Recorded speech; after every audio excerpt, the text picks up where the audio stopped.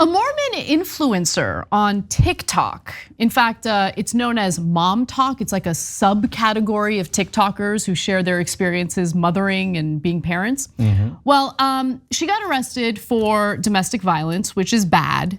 And I'll tell you why in just a moment. But before I do, you might be wondering, why are we hearing about this woman? Well, she went viral fairly recently because as a Mormon in a marriage, she admitted that she and her husband would engage in soft swinging. Which means being intimate with other people within their friend group without the intercourse until she engaged in intercourse, and her husband didn't like that, and then they ended up separating. Hold, let's get clarity on the definitions here. First of all, soft swinging, instantly hilarious. It really is. It really is. So apparently I don't engage in it because I'd never even heard of it until now. So I have to inquire. Is it soft because it's in a circle of friends, or is it soft because there's no intercourse? My understanding is soft swinging, in terms of their definition of it, right, is it could be heavy petting, it can be kissing. I don't know if there's sodomy involved, right? But in terms of like vaginal intercourse, that's a big no-no. That's where you cross the line. Let me just say, okay, look, different strokes for different folks, literally, right? But that ain't for me, okay? Soft swinging, hard swinging, any swinging, someone's gonna get cut, all right?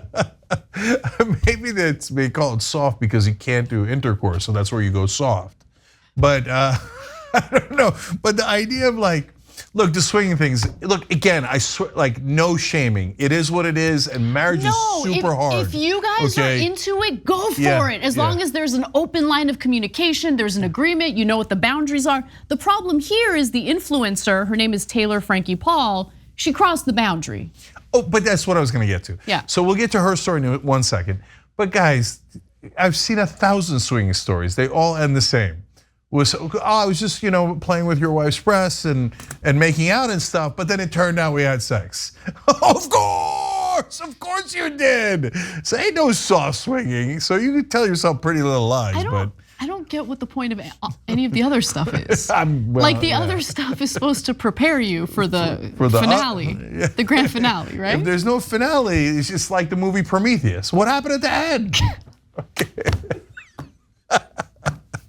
All right, so now the negative twist, which I don't take any pleasure in sharing with you all. But unfortunately, police in Herriman, Utah responded around 11 p.m. on February 17th to a report of domestic violence at a home.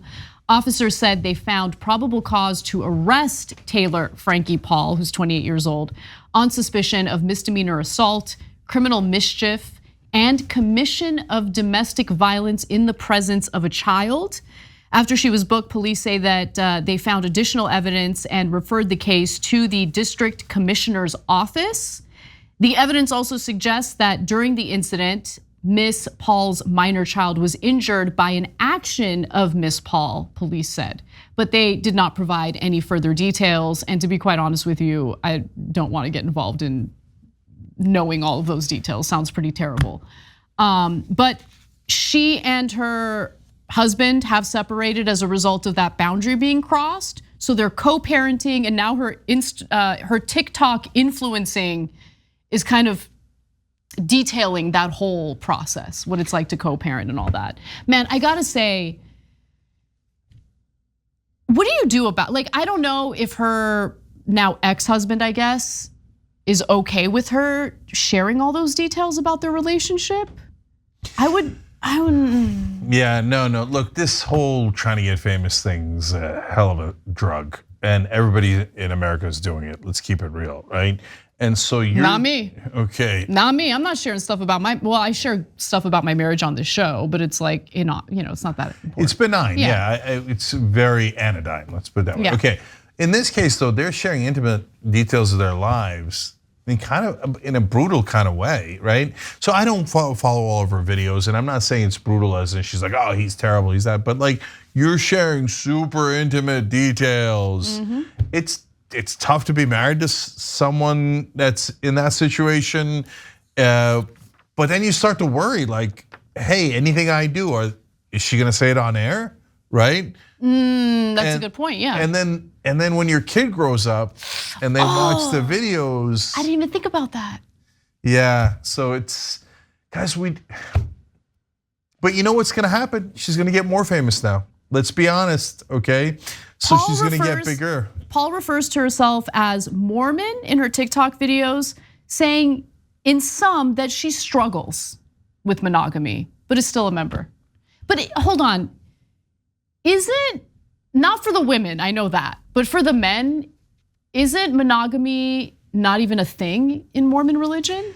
So it's complicated. So back in the day, yes, men could have multiple wives, but then in order to join America, Utah had to agree to end polygamy. That's why a lot of Mormons fled to Mexico, including the Romney family. What? Yeah, in fact, when Mitt Romney's dad ran for president as a liberal Republican, George Romney had a problem because he was born in Mexico. Yeah, and so. Wait, hold on. What? The Romneys went to Mexico to continue engaging in polygamy? Yes. What? Yeah. How did I not know that? I don't know how you missed it, but yeah, but they eventually came back, right? And that's why George Romney became the governor of Michigan, and then you know about Mitt Romney. Hold on. Wait. Hold. Mitt Romney's dad was a polygamist?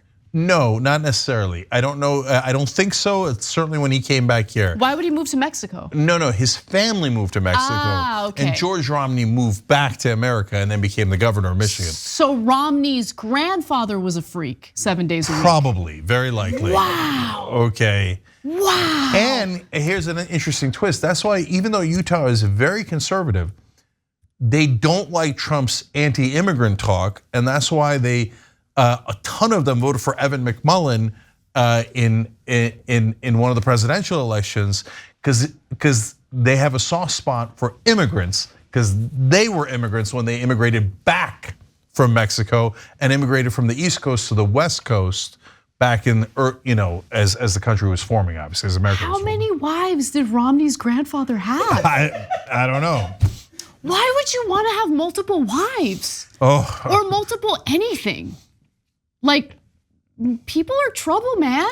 Well, I know why, okay, but still it turns out it's not a great idea. That's a lot of trouble. It's just so much work and so many feelings and emotions and needs and demands. Yeah. And bills. So you know how I feel about religion. So this lady, she's, God bless her, she's very attractive, right? So she says, I can't contain myself in monogamy.